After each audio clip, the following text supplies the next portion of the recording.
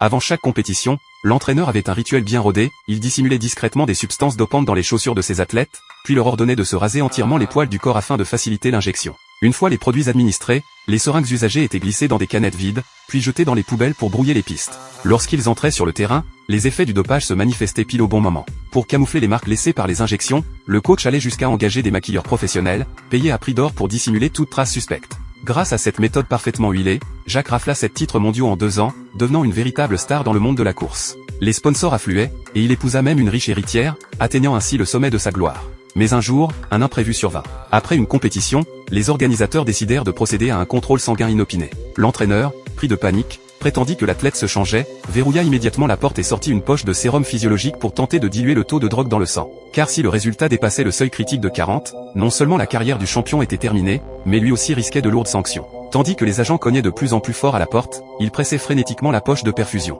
Mais l'attente devenant trop longue, les contrôleurs perdirent patience. Alors qu'ils s'apprêtaient à alerter les autorités, l'entraîneur ouvrit finalement la porte, leur permettant de procéder au test, sans rien détecter d'anormal. Jacques sortit de cette épreuve sans encombre et poursuivit son ascension. Mais alors qu'il vivait ses plus belles années, un diagnostic tomba comme un coup près, il avait un cancer. Même si les traitements réussirent temporairement à apaiser la douleur, sa soif de victoire, elle, ne s'éteignit jamais. Pendant sa convalescence, il s'échappa en secret de l'hôpital pour retourner s'entraîner. Mais la réalité fut bien plus dure que ce qu'il avait imaginé, son corps affaibli ne supportait plus l'intensité des exercices. Résolu à regagner son trône, Jacques accepta de participer à une expérimentation menée par un docteur, testant un nouveau type de dopant. Boosté par cette substance révolutionnaire et un entraînement acharné, il retrouva en 2 semaines une condition physique quasi miraculeuse. Il s'inscrivit alors sans tarder à une nouvelle compétition. Mais contre toute attente, juste avant le départ, une nouvelle annonce tomba, un contrôle sanguin allait de nouveau être effectué.